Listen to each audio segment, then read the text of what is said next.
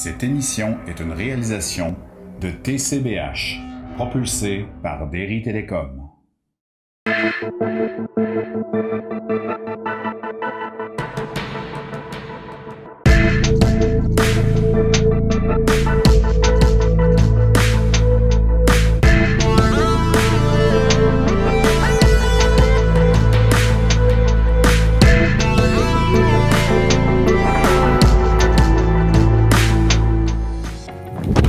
Salut tout le monde et bienvenue à Info TCBH, votre émission d'actualité locale et régionale de la télévision communautaire des Basques et du Haut-Pays.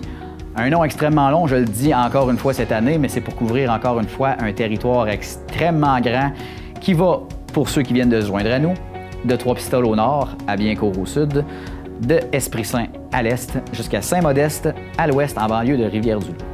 Donc, c'est 21 municipalités sur un territoire de 4 MRC. C'est quand même assez grand à couvrir. Et on est seulement 2 pour couvrir ça. En commençant cette émission d'information, je tiens à vous partager une vidéo que j'ai réalisée en hommage à M. Denis Lévesque. Pour ceux qui ne le connaissaient pas, M. Lévesque travaillait à l'Association de personnes handicapées de l'Éveil des Basques.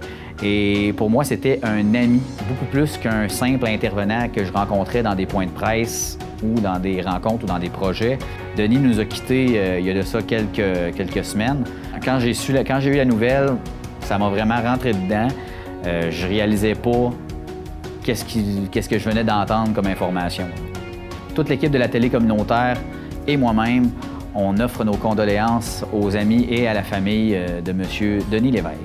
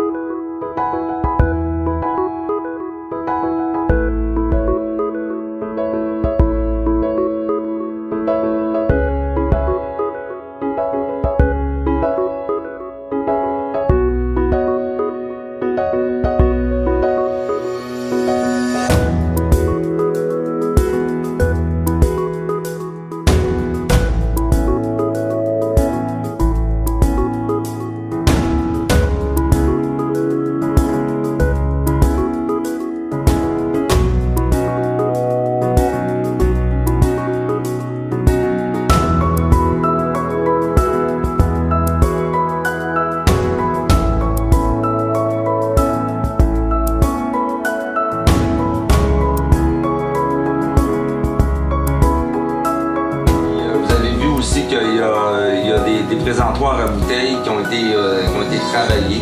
Je disais tantôt que si j'avais eu le temps, je serais allé chercher 3 bières du caveau pour les mettre là. Ça aurait fait encore plus, mais j'ai comme manqué un peu de temps, puis j'ai pensé à ça un petit peu sur le tard.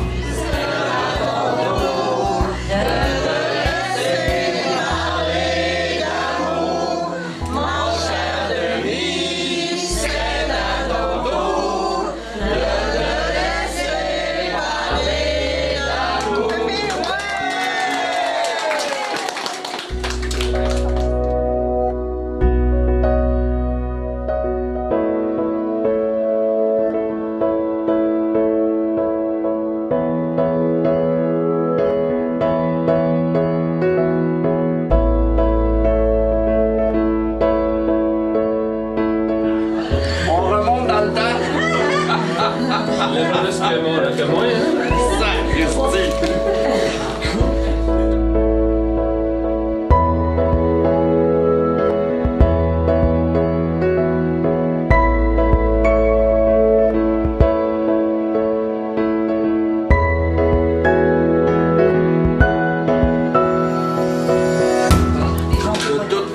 tout cœur, merci pour ton dévouement. Bravo, Denis.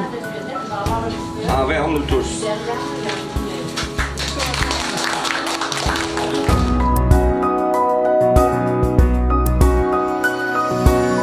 J'avais 2 groupes aujourd'hui, j'ai eu beaucoup de misère à animer. J'étais tout le temps dérangé. Mais non, ça me touche, puis je veux vous dire que je suis quelqu'un de chanceux. Je me lève tous les matins pour faire une différence dans votre vie, puis vous faites une différence dans la vie. Merci.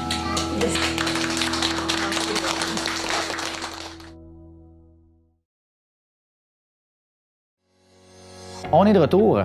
Je vais vous parler un peu des émissions qu'il va y avoir au cours de la saison. Il y a des émissions qui reviennent, mais il y a des nouvelles émissions aussi. Il y a des émissions qu'on n'est pas sûr s'ils vont revenir. Je vous explique. Tout d'abord, Info TCBH, on est en cours de le faire. On a 32 semaines d'1 heure à faire. Bien entendu, ça va être affecté par les mesures de la pandémie, les mesures qui font en sorte qu'il y a beaucoup moins de reportages, beaucoup moins d'événements à couvrir aussi. Donc, on va faire notre possible, mais on va continuer à aller selon notre bonne volonté de ne pas beurrer plus épais qu'il faut au niveau du coronavirus. Les autres médias de masse vous en parlent déjà de toute façon. Puis, je pense que mon mandat, c'est surtout de vous égayer, de vous montrer d'autres choses que ça, parce que je suis pas là pour radoter de ce que les autres médias vont vous dire. Histoire de quilles, donc c'est notre 3e ou 4e saison, je ne sais plus, j'ai perdu le compte. Donc c'est toujours animé par Pierre-Luc Saucier. La messe, que dire? On va tenter cette année de régler le problème au niveau du son, au niveau de l'image. Derry Télécom est en train de nous patenter un signal câblé. Nouvelle émission, Ma vie à vol d'oiseau. C'est un titre temporaire, possiblement, mais c'est avec Mme Anne-Marie Ouellette. C'est une émission biographique, récit de vie, si vous voulez. Place aux aînés. C'est un projet par, pour et avec les aînés de la communauté. C'est un projet qui relie plusieurs instances, dont le Centre Femmes Catherine Leblond. C'est une émission qui s'adresse aux aînés particulièrement, parce que c'est une émission qui va vous parler de récits de vie, de bénévoles, comment ils vivent leur vie de bénévole au quotidien, et également des organismes qui vous présentent leurs services. Mais de toute façon, je dis ça pour rien parce que je vous présente en cours d'émission un reportage que j'ai pu faire avec Jocelyne Albert, qui est la chargée de projet de cette émission-là. Dans nos régions, c'est incertain pour le moment de savoir qu'est-ce qu'on va passer et si on va passer du contenu, parce que c'est une émission fourre-tout où on mettait tant le patinage artistique que la tire de 4x4 que des compétitions de gymnastique. On mettait un peu de tout là-dedans. Sauf que là, étant donné les circonstances présentes là, de la pandémie, on peut pas trop compter là-dessus de se dire on va avoir tel événement à filmer pour vous le présenter. En contrepartie de cette émission-là, moi, ce que je vous propose, puis en tout cas, je vais vous le proposer. Si vous ne voulez pas, vous nous écrirez. Je vous propose un concept. Moi, j'appelle ça l'intégrale. Dans l'émission L'intégrale, ce que je vous propose, c'est une émission sans montage. Je vous passe l'intégralité de ce que j'ai filmé au moment du reportage. Donc, si vous voulez vous faire votre propre idée, puis pas vous dire les médias nous passent, qu'est-ce qu'ils veulent qu'on entende. C'est très malheureux parce que c'est vrai, les médias vous passent la nouvelle telle qu'eux la conçoivent. Mais ils ne vous passeront pas l'intégralité parce que de toute façon, il n'y a pas grand gens que ça va intéresser de regarder l'intégralité d'une conférence de presse, par exemple, qui va durer une demi-heure, 3 quarts d'heure. Quand tout ce qui nous intéresse, c'est OK, le gouvernement a donné combien pour le réseau routier de cette municipalité-là. Vision Rap. Donc, Francis s'est attelé pour préparer une 3e saison avec du contenu varié. Cette année, c'est une émission promotionnelle. Il passe de tout. Réflexion sur la vie avec Gaston Bourdage. Ce qui est certain, c'est que cet automne, jusqu'aux fêtes, on n'aura pas d'émission avec Gaston. Après les fêtes, c'est possible qu'il y en ait une. Bienvenue à bord. Bienvenue à bord. La 4e saison est écrite. On a commencé à tourner des scènes. C'est certain que cette émission de fiction-là n'est pas une priorité pour la télé communautaire. Et comme on n'est que 2, je ne peux pas mettre tout mon temps là-dessus, même Ghislain parce qu'il est dans l'émission aussi, au niveau des tournages, au niveau de l'apprentissage des textes et tout ça. Par contre, j'ai bien l'intention de filmer et de vous présenter la 4e saison de Bienvenue à bord. Je vous donne pas de date. Je vous donne pas de date, ça me donne rien. Mais je souhaite vous présenter ça là, dans la prochaine année parce que j'aime la 4e saison, j'aime la façon que l'histoire évolue. Puis j'aimerais ça vous présenter ça, vous présenter ce que j'ai dans la tête. Voilà. Avant d'y aller pour les reportages, on va prendre une courte pause publicitaire. avant laquelle je vous présente une vidéo qui a été réalisée sur Madame Marie-France Pelletier, qui est art-thérapeute dans la région ici. Donc, sur ce, bon visionnement. Moi, ce que j'ai aimé, c'est révélateur longtemps après. Mais tu sais, quand tu me disais, là, jette pas tes affaires tout de suite, mais je t'avais pas écouté, hein, je les avais pas jetées, mais au bout de 3 mois, je pense. Mais il y a des affaires qui m'ont parlé 1 an après, 1 an et demi après, vraiment, vraiment beaucoup. Il y a de la magie, je trouve, là-dedans. Pour moi, en tout cas, ça a été ça, là, vraiment. Les images restent. Oui, oui, oui. Que la parole. Puis, tu sais, c'est tellement ce qu'on sort là-dedans, c'est tellement particulier qu'on peut pas découvrir tout de suite quand on le fait, puis même après. C'est qu'à un moment donné, soit que tu fasses des rêves ou que d'autres choses t'arrivent, puis que tu te dis, regarde, là, c'était ça, tu sais. En art-thérapie, tu arrives là, d'abord, tu sais pas dessiner. Puis là, c'est tout de suite ce qu'on se dit, hein. Bien là, dessiner, moi, je sais pas dessiner, tu sais. Tout le monde dit ça. Quand j'en ai parlé, moi, tout le monde dit. Mais c'est pas nécessaire. Elle me dit, des petits bonhommes à lumière, tout le monde est capable de faire ça. Ouais. Mais il sort plein d'affaires là, que tu n'aurais jamais pensé mettre sur papier ou... Juste les couleurs qu'on utilise, c'est ça. Oui, oui, tout est parlant là-dedans. Hein? Les formes, ouais.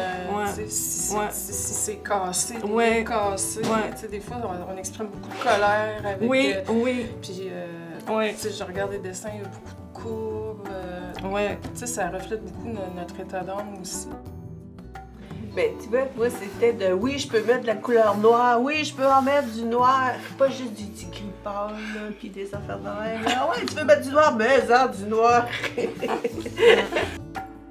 Moi, l'art-thérapie, dans le fond, ça m'a vraiment apporté une légèreté que j'avais pas, tu sais, que je trouvais toujours que je traînais un fardeau sur les épaules. Fait que, de voir que tu as l'opportunité d'ouvrir des portes que nécessairement tu n'aurais pas ouvert ou quoi que ce soit, puis te le permettre, en fait, pour te respecter toi-même, puis apprendre à cheminer sur ta réalité, là. Mais c'est ça que ça m'a apporté, l'art-thérapie. Moi, j'ai fait des ateliers de groupe, justement, avec Isabelle, était là. Puis, tu sais, Marie-France nous prépare, on fait de relaxation. Puis après ça, elle nous met comme dans une atmosphère pour voir qu'est-ce qui va émerger. Puis c'est spécial de voir les images, les couleurs, ou des choses comme ça qui émergent. Puis ça fait comme notre intuitif, notre intuition. C'est pour ça que je dis c'est notre âme, c'est notre intérieur. Oui. Puis de ne pas se censurer. Oui. De ne pas juger, censurer, dire faire confiance à ça. Là. Mais ça prend, je pense qu'en art-thérapie, c'est ça, là, je veux dire, ils sont là pour nous guider, mais ça prend quelqu'un aussi qui est simple, tu sais, une belle simplicité, qui t'accompagne, puis tu sais qu'elle est là, puis que, tu sais, ce que je disais tantôt, la moindre petite détail, ils n'en disent pas beaucoup, mais ce qu'ils disent, c'est... J'étais déconnectée. Puis c'est ces exercices-là qui ont fait que tranquillement, pas vite, j'ai pu me reconnecter avec moi-même, avec ce que je voulais. Puis... Mais tranquillement, des fois, hein, on se sépare de ce qu'on est, de ce qu'on veut, de nos besoins primaires, quasiment. Ça a fait du bien. Puis c'est justement ces ateliers-là qui ont fait que j'ai pu me reconnecter. Merci, Marie-France.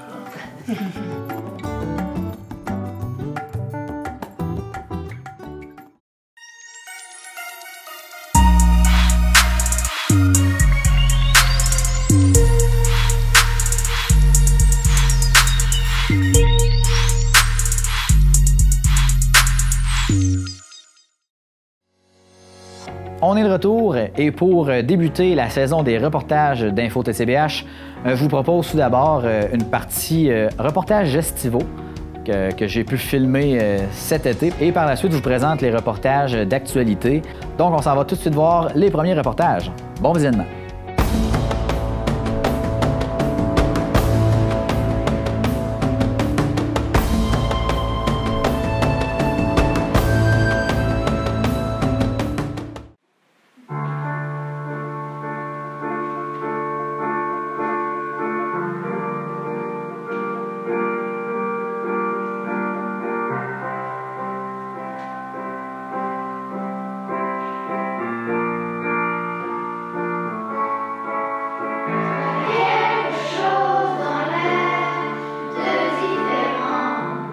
initial, c'était d'envoyer cette chanson-là aux résidents du manoir La Fontaine à Rivière-du-Loup. On les a visités en décembre dernier. On voulait leur faire comme un petit clin d'œil en fin d'année scolaire. Puis finalement, j'ai décidé d'envoyer la vidéo à Ariane Moffat et finalement, elle a répondu puis elle a mis la vidéo sur sa page Facebook. Fait qu'on était très contents. Le message derrière cette chanson-là, c'est que au début, ça commence par « il y a quelque chose dans l'air de différent ». Donc, ça exprime bien ce qu'on vit, là, il n'y a plus rien de pareil. Mais c'est un message d'espoir en disant « restons debout », puis faut continuer d'aller de l'avant avec les nouvelles mesures, finalement.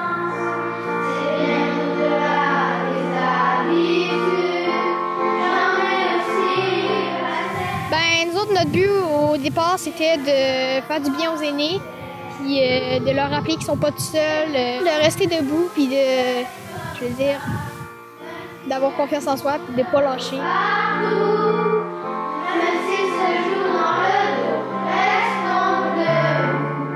On a chanté cette chanson parce qu'on voulait faire du bien aux personnes qui étaient seules.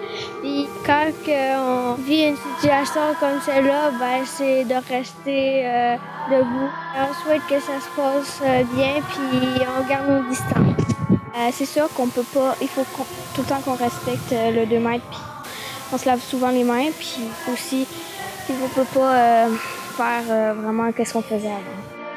Musique debout, c'est pas mal une chanson qui parle d'amour et tout ça, de rester debout.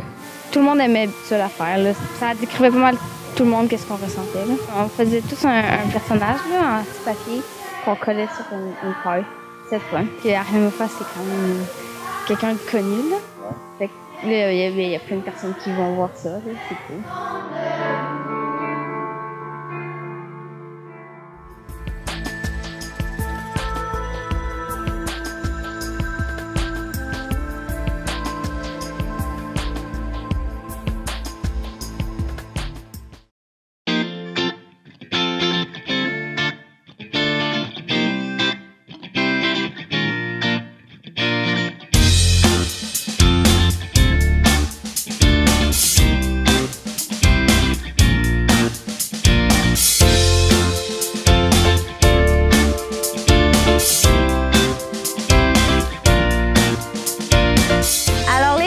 C'est quoi?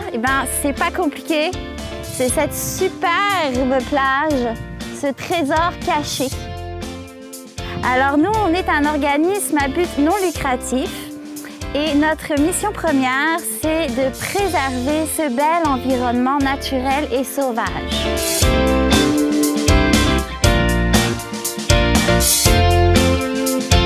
Vous pouvez profiter de la plage. On met aussi à votre disposition des petits terrains de camping semi-sauvages qui ont des accès privés à la plage qui sont très fun. Et on loue aussi des embarcations nautiques, des kayaks, pédalos, canots, paddleboard aussi depuis l'année passée. On propose aussi des activités familiales, culturelles, récréatives, éducatives.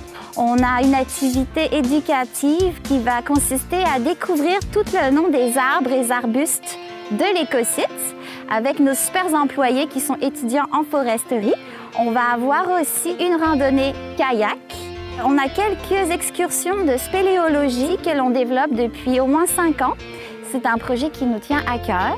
Un atelier de peinture avec notre grande amie Monique Lagacé de Saint-Cyprien avec tous ses amis peintres. Donc on fait des peintures sur la plage. Ça va être ouvert à tous, c'est gratuit. Et bien sûr aussi, on va faire de l'escalade en partenariat avec Ricky Block au rocher de Saint-Cyprien.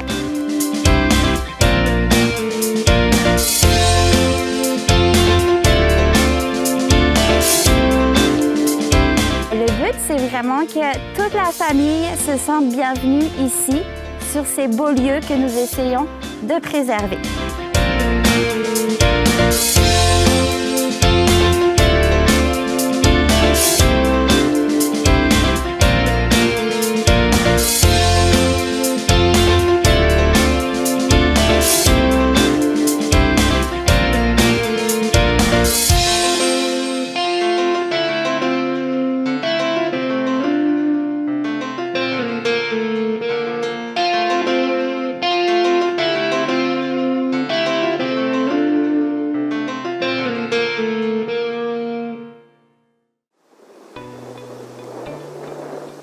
Mesdames, messieurs, bonsoir.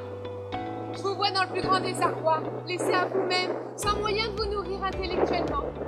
Me voici donc aujourd'hui pour vous aider à vous sortir de cette période difficile. La pièce Buffet sanglant, ça parle de Thieste, un chef-d'œuvre de Sénèque qu'on connaissait peu. On a découvert cette pièce-là grâce à un metteur en scène français qui s'appelle Thomas Joly, qui l'a monté à Avignon il y a quelques années. Et on est tombé en amour avec ce texte-là, ça nous a fait hérisser les poils et on s'est dit il faut absolument qu'on le réinterprète pour pouvoir l'amener dans la rue, accessible à tout le monde. Et on s'est lancé, grâce aux marionnettes et au théâtre d'objets, dans cette grande aventure. La marionnette, c'était un vecteur idéal pour permettre de survivre à cette atrocité avec humour. Alors, il n'est pas super chaud le cantat, hein? Il n'a pas réellement de choix en matière. Nous sommes au temps où un nouveau roi doit être choisi. Tout le projet part de la compagnie à la base. C'est pas du tout quelque chose qui est adapté au coronavirus. On a toujours voulu sortir de Montréal et aller en région, particulièrement dans la rue, pour aller là où il y a peu de théâtre ou pas de théâtre. Et donc, on a acheté le Westphalia pour le transformer dans notre maison théâtre, entre guillemets. Et on avait monté le spectacle Buffet sanglant pour la France au départ l'année passée pour le Festival mondial des arts de la marionnette à Charleville-Mézières. Et quand on a vu que le coronavirus arrivait, on a dit « Oh là là là, on va rentrer ça dans le Westphalia plus vite que ce qu'on pensait, puis on va partir ». Le gros changement, ça a été qu'on a perdu les contrats de salle, les contrats officiels, et on l'a transformé en contrat chez des particuliers. Donc on a joué chez des gens et dans certaines villes comme Trois-Pistoles qui nous accueillaient, mais on a joué beaucoup chez les gens. Aujourd'hui, seulement je possède les honneurs royaux. Aujourd'hui, j'entre en possession de mon héritage. Je monte sur le trône de mon père. On a joué pour des commerces, on a joué pour des campings, des municipalités, on a joué dans l'arrière-cour d'un musée. Vraiment, c'est super chouette. Ça rentre vraiment dans ce que nous, on voulait, d'aller rencontrer les gens là où ils sont, plutôt que de les forcer à venir là où il y a le théâtre. On va souhaiter que le Westphalia fasse un périple extraordinaire de milliers et de milliers de kilomètres, puis surtout que je pense que chacune des villes puisse recevoir du théâtre de rue comme on essaye de faire, c'est-à-dire un théâtre. On essaye de faire un théâtre de qualité qui soit vraiment du théâtre fixe, qui ne soit pas nécessairement juste de la déambulation. Donc, on va nous souhaiter de parcourir au moins le Canada. Oui, nous, ce qu'on voudrait, c'est ça, c'est qu'on se promène le plus possible, qu'on aille à la rencontre du plus de gens possible. Ouais. Puis le petit rêve, je dirais que ça fait 2 ans qu'on essaie d'aller à Terre-Neuve. Donc, on va souhaiter peut-être que l'année prochaine, on puisse aller jusqu'à Terre-Neuve puis parcourir comme ça le Québec qu'on ne connaît pas encore. Puis voilà. Bon, ben, bonne chance, puis bravo encore une fois. Merci beaucoup.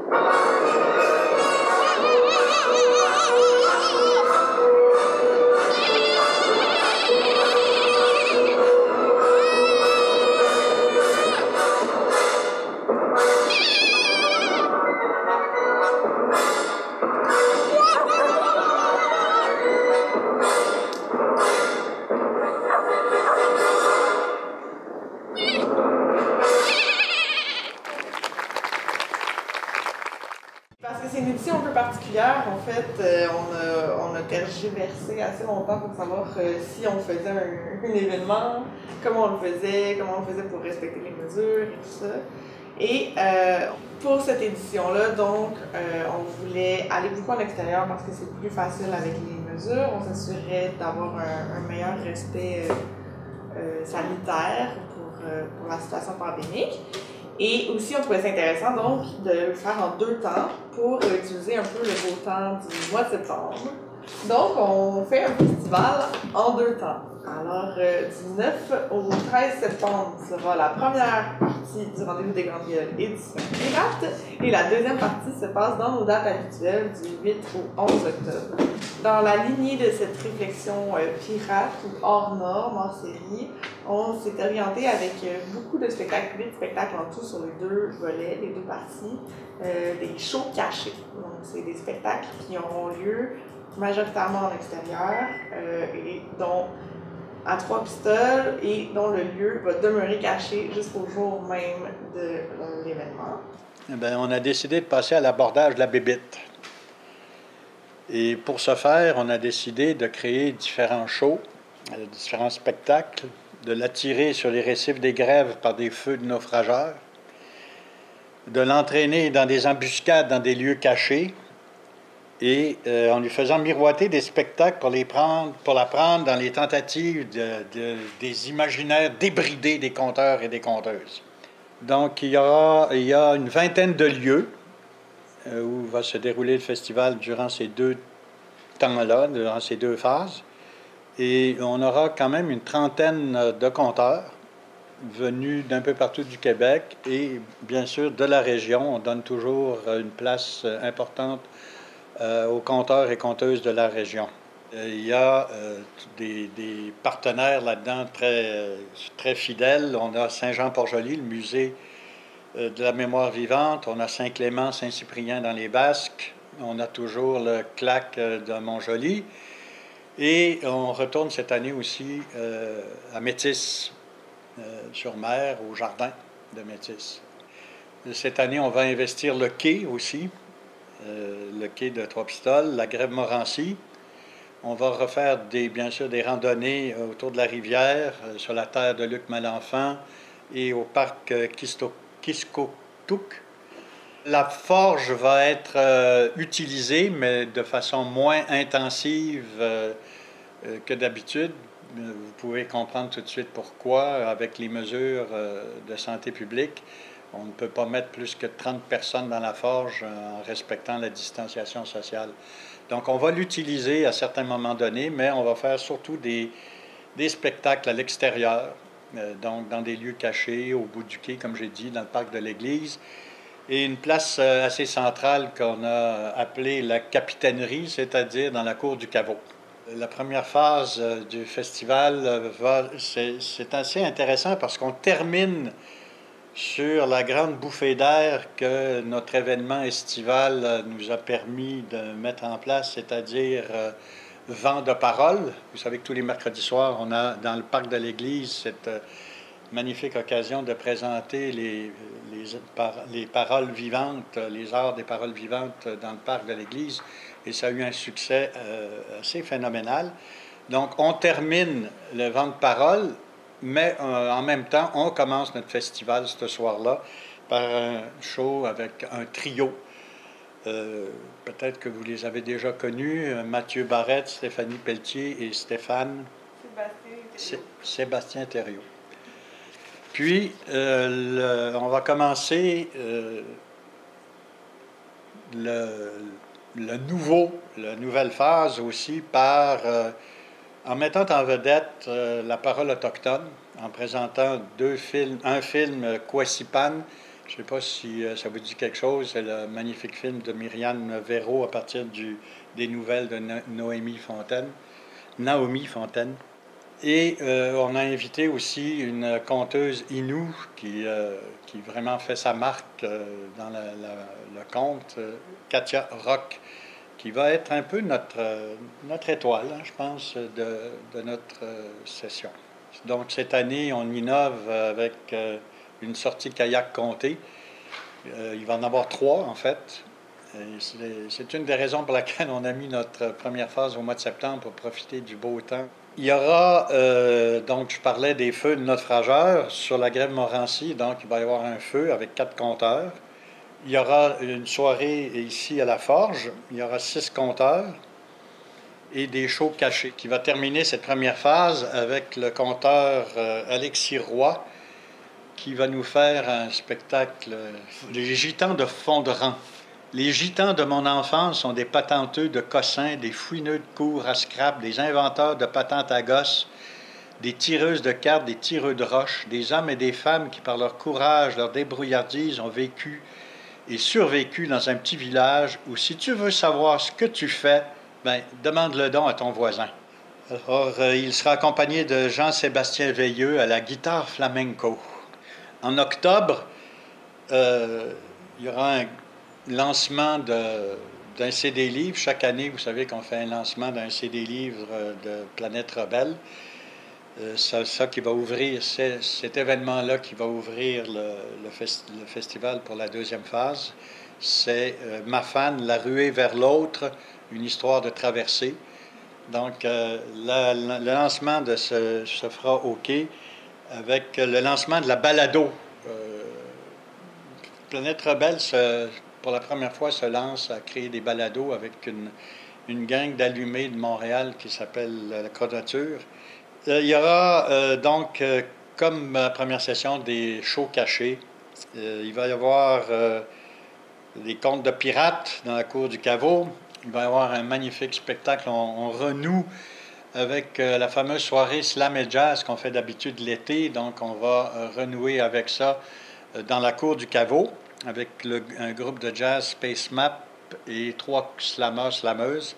Une nouvelle chose, une balade toponymique dans la ville de Trois-Pistoles.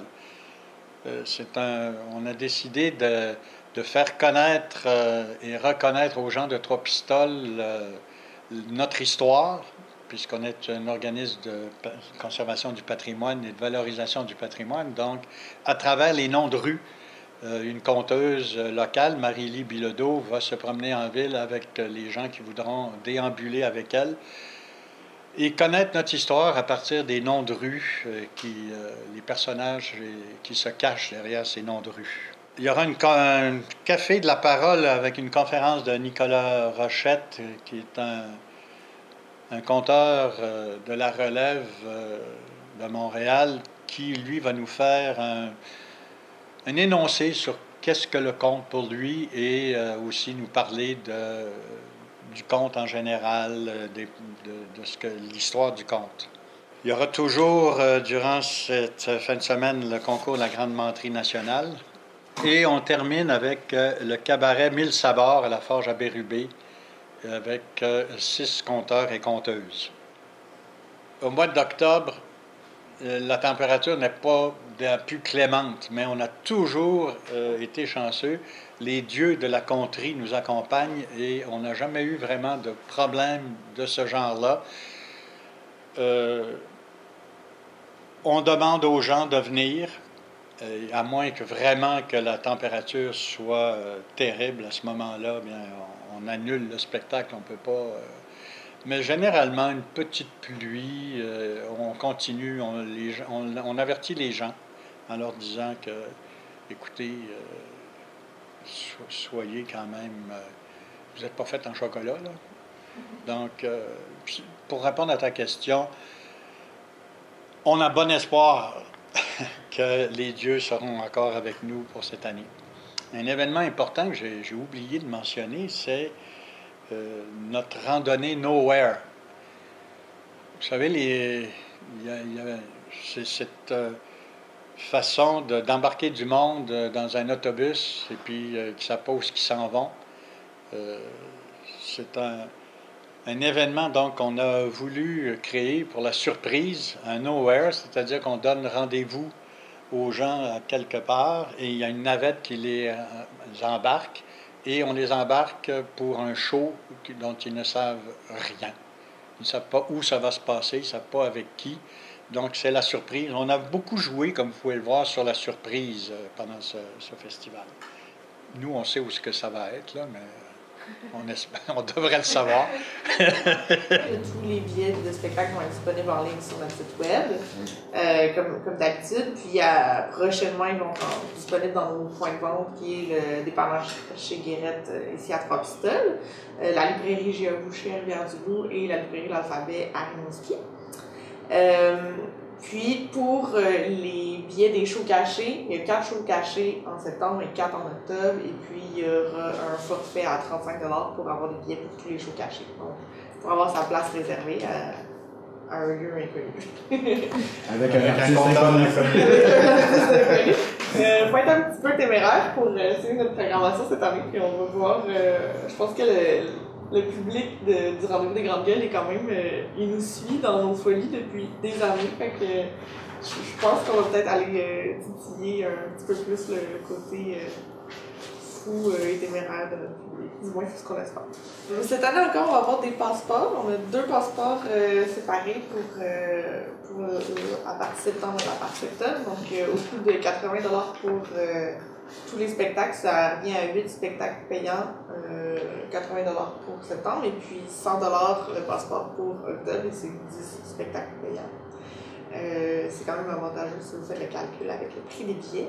Et puis, c'est 60 $ et 80 $ pour les étudiants et étudiantes. Puis, on a un rabais aussi à chaque spectacle. Donc, on tient à rester connecté avec les étudiants et étudiantes de la région.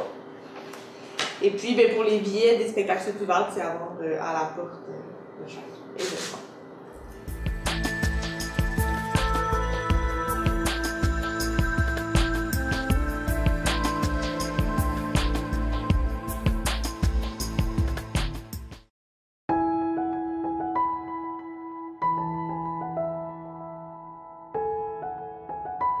C'est dimanche qui vient le 13 septembre à 13h30. Il y a une partie porte ouverte, mais en fait, il y a une partie qui précède, c'est une explication de l'Église. Une explication qui part, dans le fond, des premiers temps de la chrétienté. Comment c'est arrivé qu'aujourd'hui, on a des églises qui peuvent ressembler à ça.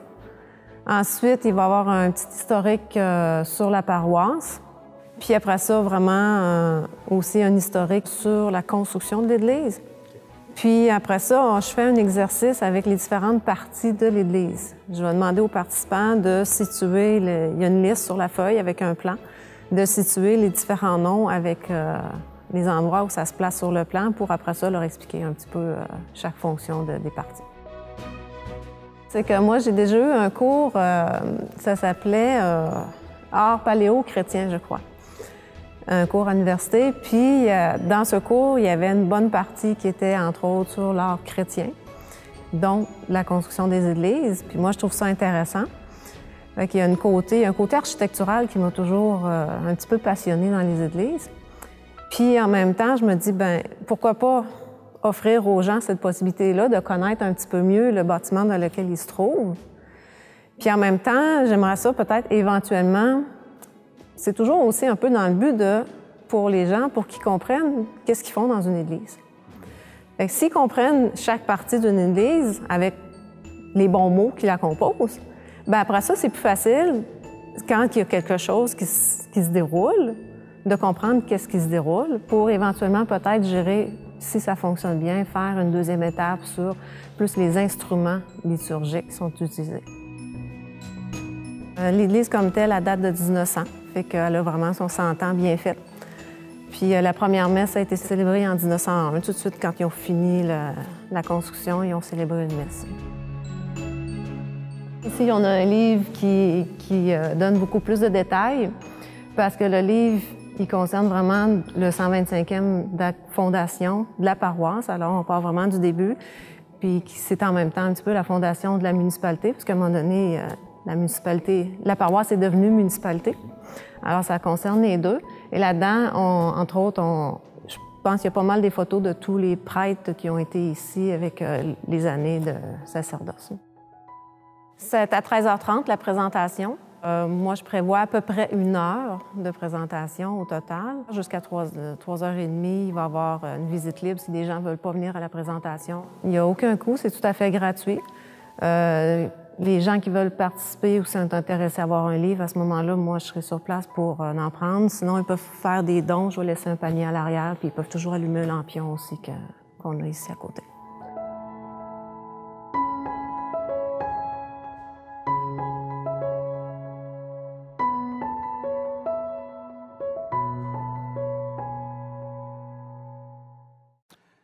Mesdames et messieurs, bonjour. Ici Denis Tardy, député de Rivière-du-Loup-Témiscouata. C'est un plaisir pour moi de vous retrouver aujourd'hui pour passer à une conférence de presse pour faire 2 annonces. Alors, en plus de vous saluer, je vais prendre quelques instants pour saluer M. Richard Caron, qui est le maire de Saint-Simon, bien sûr, et M. Gilles Couture, qui est le maire de Saint-Hubert. Alors, à ces 2 représentants municipaux-là, je vous salue et on va enligner tout de suite la conférence. Donc, c'est avec beaucoup de plaisir, encore une fois, que j'annonce aujourd'hui que le gouvernement du Québec va accorder une aide d'1 230 000 $ pour soutenir ces 2 municipalités, soit Saint-Simon-de-Rimouski et Saint-Hubert de Rivière-du-Loup. Alors, de ce montant, il y a 478 366 $ qui est destiné à Saint-Simon pour réaliser des travaux sur la route de la Grève. Alors, il s'agit de travaux de réfection, de la structure de la route puis d'asphaltage également. Tant qu'à Saint-Hubert de Rivière-du-Loup, écoutez, c'est 752 000 $ et plus. Qu'on va annoncer pour le chemin taché, évidemment. Alors, c'est un chemin qui en a besoin depuis déjà un bon bout de temps, qui s'est demandé également par les citoyens de Saint-Hubert. Alors, il s'agit de travaux de réfection au niveau des ponceaux, du scellement des fissures également, puis de la correction de l'asphaltage sur plus de 10 km. Donc, au total, aujourd'hui, au moment où on se parle, on va avoir réalisé plus de 77 % de réparation de ce chemin-là. Donc, c'est une bonne, je pense que c'est une bonne nouvelle également pour la population. Alors, le gouvernement, moi, je tiens à vous rappeler qu'on est là dans mesure de nos moyens, puis dans mesure que nous collaborons toujours ensemble, de travailler pour répondre aux besoins des municipalités, pour répondre également aux besoins de nos concitoyens. Donc, c'est vraiment une belle participation de la part des municipalités. C'est des engagements. Je le sais que c'est des travaux qui vous tiennent à cœur comme dans d'autres municipalités. Puis, je suis vraiment heureux aujourd'hui de procéder à cette annonce-là.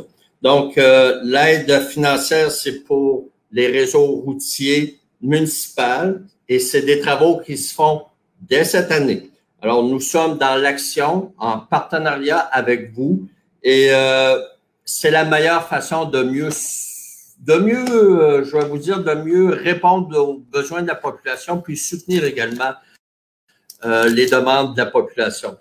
Alors, il me reste juste à vous remercier, également François Bonnardel, le ministre des Transports, avec lequel j'ai une collaboration exceptionnelle, puis je suis heureux de le mentionner, qui est ministre des Transports, et dans lequel il s'est impliqué beaucoup au niveau des budgets des transports, et entre autres au niveau des réseaux routiers. Et nous allons continuer dans les prochaines années à faire notre ouvrage. Merci. Et je vais passer la parole maintenant à M. Caron. Oui, on me dit M. Caron. M. Caron. Bonjour. Ben, moi, je tiens à vous remercier pour cette annonce-là. La route de la Grève est de plus en plus utilisée. On a de plus en plus de résidents qui sont 12 mois par année à la Grève. On a beaucoup de touristes qui vont visiter le bord de la mer, qui est un très beau milieu. Ce programme d'aide à la voirie, ben, sans cette aide financière, une petite municipalité comme la nôtre aurait de la difficulté à réaliser de tels travaux. Avec cette aide financière que M. Tardy annonce, que je le remercie pour ça, on va pouvoir réaliser ces travaux. C'est un bout de chemin, c'est un chemin qui avait beaucoup besoin d'amour, si je peux m'exprimer ainsi. Il y avait des réparations de ponceaux, ça fait que tout ça va être fait, puis c'est merveilleux, le monde est très content. Merci bien. Merci, M. Caron, merci, puis très heureux pour la population de Saint-Simon et on va continuer d'être actifs dans votre municipalité. On n'a pas encore terminé notre ouvrage ensemble. Alors, on m'indique M. Couture, maire de Saint-Hubert. M. Gilles. Oui, bonjour. Bonjour, je tiens moi-même aussi à remercier vraiment notre député, M. Tardy, et le ministre, M. Bonnardel, pour cette aide financière qu'il nous accorde pour d'autres travaux sur le chemin Taché-Ouest. C'est un chemin, comme vous l'avez souligné, M. Tardy, au départ, qui a besoin d'énormément d'être retravaillé, refait, parce que c'était pénible pour la population d'y circuler. C'est une route qui est presque une route collectrice, même si c'est une route municipale, parce que c'est le joint principal entre Saint-Hubert et plusieurs municipalités et l'autoroute 85. Alors, la future 85, mais actuellement la 185. Alors, on est donc très heureux. Une aide financière de cet ordre-là garantit des travaux d'environ 1 million. Alors, ce sont des travaux qui vont se réaliser, bien sûr, prochainement. Et ça s'ajoute à ce qu'on a fait cet été. On en a fait un autre bout. On en avait déjà fait un bout cet été, ce qui fait en sorte que, comme on le soulignait au départ, 77% de ce chemin, d'une longueur de 18 km, aura été réparé, renouvelé. Il restera un segment d'environ 4 km qui, soyez-en assurés, fera l'objet d'une demande de notre part dans le cadre du prochain budget qui devrait être connu au printemps. Alors, merci. C'est certain que la population de Saint-Hubert est très heureuse de cette annonce et on va s'empresser de la leur communiquer. Merci beaucoup. M. Couture, je vous assure également toute ma collaboration dans vos futures demandes. On va continuer de travailler ensemble. Je suis persuadé qu'on a déjà fait un bon bout de chemin, un bon bout de boulot, sans jouer sur les mots. Un bon bout de chemin, mais on va poursuivre, on va finaliser nos projets. Alors, écoutez, c'est toujours un peu drôle d'être en vidéoconférence comme ça, des drôles de conférences, mais messieurs, je voudrais également vous saluer. Je voudrais également saluer les gens qui nous écoutent aujourd'hui. Et ça nous fait toujours plaisir, même s'il y a une certaine distance qu'on doit respecter, puis on va le faire de façon très respectueuse et obligatoire. Je voudrais quand même dire que je me réjouis de ces annonces-là pour notre milieu, de ces investissements-là pour notre milieu. Et permettez-moi de vous souhaiter une bonne fin de journée, possiblement à bientôt. Salutations et meilleurs. Bonjour. Merci bien. Bonne fin de journée à vous aussi. Merci.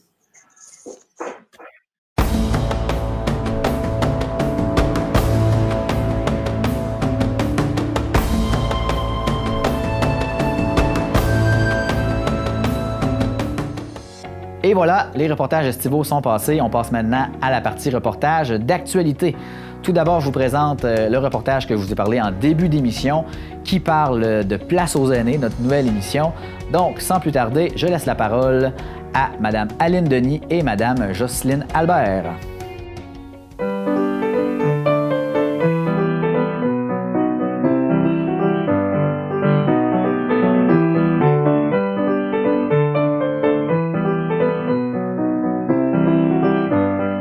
Le comité d'encadrement du projet Par, pour et avec les aînés de la communauté est heureux de vous présenter les émissions Place aux aînés. Vous pourrez voir ces émissions à la télé communautaire des Basques et du Haut-Pays dès le lundi 12 octobre 2020. Les lundis à 10h, les mercredis à 20h et les vendredis à 14h durant 2 semaines. Vous pourrez voir 2 émissions par mois de 30 minutes.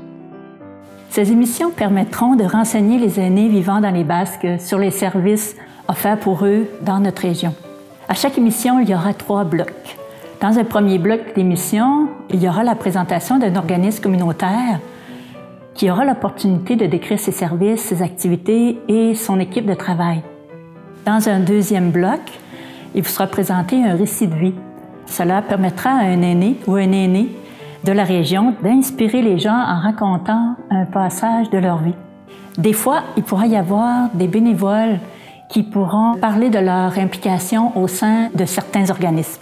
Le troisième bloc donnera l'occasion à des personnes ressources, professionnelles ou non, de vous donner des conseils afin de faire la promotion de saines habitudes de vie, afin de rester actif et en santé le plus longtemps possible. Je souhaite remercier le comité d'encadrement, formé de Mme Aline Denis, directrice du Centre Femmes Catherine Leblond, Mme Sonia Marchand, organisatrice communautaire, Mme Madone Denis, intervenante de milieu, Mme Lefrançois Huot, agente de concertation Cosmos Les Basques, Mme Suzanne Pelletier, représentante des aînés, Mme Christiane Veilleux et M. Michel Moreau, sont nos animateurs pour les émissions. En terminant, voici une chanson qui représente bien ce beau projet d'émission à la télé communautaire. Les membres du comité d'encadrement vous la chantent avec tout leur cœur.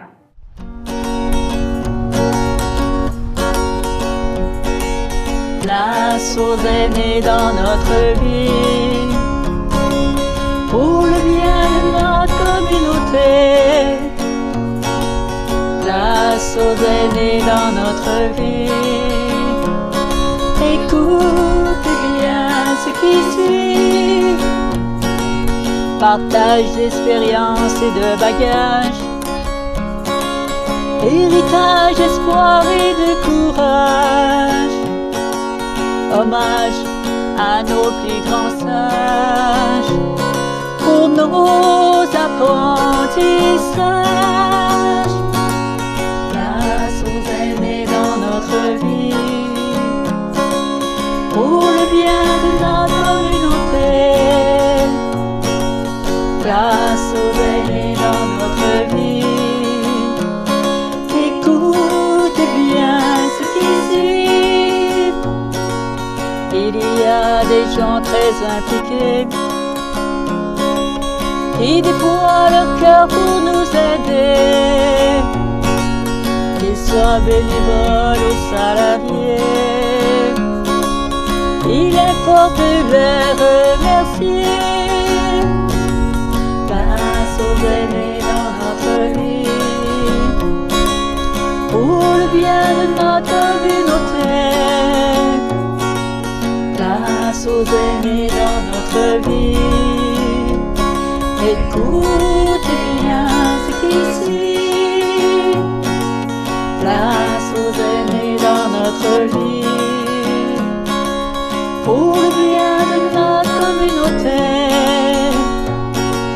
Place aux aînés dans notre vie, c'est pour vous aussi.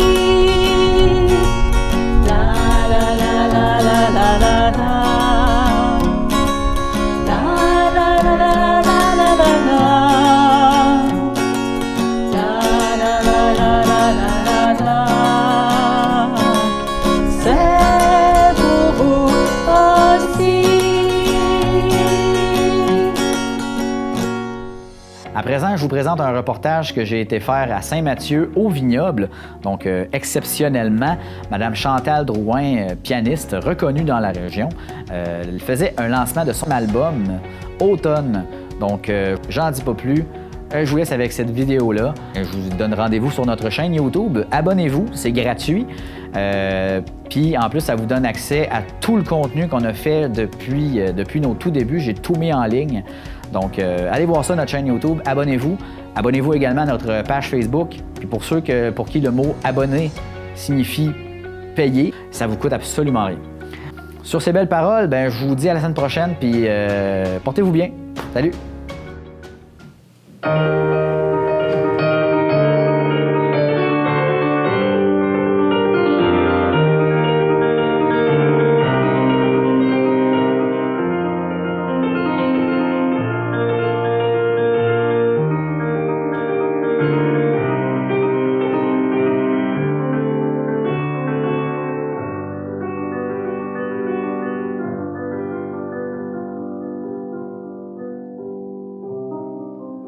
Mon album Automne, qui s'appelle Automne pour toutes sortes de raisons, mais premièrement parce que j'aime l'automne. C'est vraiment ma saison préférée depuis toujours, je dirais. Puis aussi parce que à ce moment-ci de ma vie, je me considère sur le fil de ma vie là, dans cette saison-là, la saison d'automne. C'est pour tout ce que ça a de contraste aussi, l'automne. C'est les couleurs magnifiques qu'on peut voir d'ici même. C'est l'exubérance de la nature. Puis en même temps, c'est comme un tempo qui ralentit tranquillement pour se préparer pour l'hiver. Je trouve que c'est une belle analogie, ça aussi, avec la vie, où on se développe, on grandit, on s'active, on travaille beaucoup, on s'agite, puis tranquillement, pas vite, ben, on se repose. Alors, voilà. Dans le fond, ça s'appelle des chansons sans mots parce que les 4 autres albums précédents incluaient, en tout cas, faisait la jonction entre paroles et musique. Il y avait 2 CD de chansons, 2 CD qui s'appellent des musicantes. Alors, il y avait toujours abondance de paroles. Dans celui-là, ce ne sont que des musiques instrumentales au piano. Et puis, c'est des chansons sans mots aussi parce que la forme musicale de ces pièces-là sont vraiment bâties comme des chansons. Un peu, on peut reconnaître une partie qui ferait un refrain, une partie qui ferait un couplet, un petit pont qui s'en va dévier un peu puis qui revient par après. Alors, on peut reconnaître la structure d'une chanson. Alors, c'est pour ça que ça s'appelle des chansons sans mots. Bien, je dirais les créations comme telles se sont échelonnées sur plusieurs années, mais plus intensément, je dirais, la dernière année. Puis le projet de faire un album instrumental date de, je dirais, 2012. Après la fin de mon projet de deuxième musiconte, j'avais déjà cette idée-là. Alors, depuis ce temps-là, je compose des pièces, je les peaufine aussi et tout ça. Puis, il y en a eu plusieurs qui ont été composées dans les dernières années. C'est un lancement qui se passe au domaine du lac, au vignoble là, du domaine du lac à Saint-Mathieu-de-Riou. Puis en fait, l'endroit a été choisi justement parce que c'est un décor d'automne extraordinaire et puis le pavillon est vitré tout le tour. Alors les gens vont arriver puis ils vont voir ce décor-là dans la face. Alors je trouvais que c'était un beau cadeau à leur faire. Mais aussi, c'est une belle place pour célébrer l'automne parce que c'est vraiment très, très beau comme site. Moi, j'ai travaillé beaucoup à l'organisation, puis ça a suivi la campagne de sociofinancement sur la ruche. Parce que sur la ruche, il y avait des gens qui avaient déjà réservé leur place, puis pas mal de gens. Donc, c'est pour ça que je fais le lancement en 2 temps aussi. La moitié aujourd'hui puis la moitié demain en formule matinée, parce qu'il y avait trop de gens pour qu'on puisse, compte tenu de toute la situation COVID et compte tenu de l'espace ici aussi, on a fait ça, j'ai fait ça en 2 temps. Puis il y a comme un comité de lancement qui m'a aidé à organiser, finir d'organiser en tout cas les choses, puis qui sont là aujourd'hui justement pour m'aider avec tous les petits détails d'organisation et tout ça. Puis à la sonorisation, c'est Lila Gilbert qui fait la sono puis qui fait l'éclairage aussi. Puis c'est quelqu'un avec qui j'ai collaboré pour l'album aussi parce que c'est un album qu'on a fait en co-réalisation. Bien, l'album s'est enregistré chez moi, sur mon grand, j'appelle ça mon grand noir, sur mon piano à queue. Et puis c'est ça, on a transformé le salon, la maison, en studio. Alors, on a bouché les fenêtres, on a emmené des panneaux isolants, on a réorganisé l'espace pour que le son du piano soit le plus pur possible.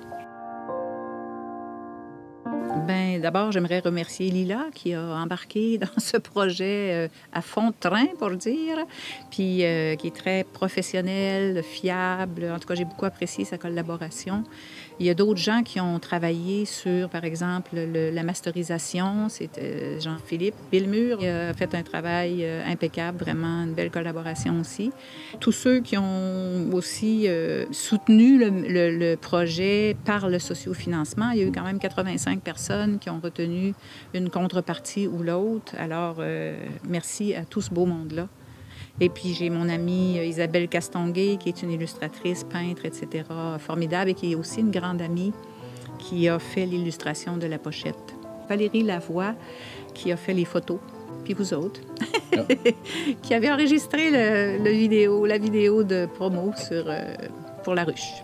Bien, ça fait plaisir. Puis, on te souhaite un gros merde. Bien, je suis pas supposée dire merci, mais en tout cas, j'apprécie. Amuse-toi. Oui, certain, j'ai bien l'intention.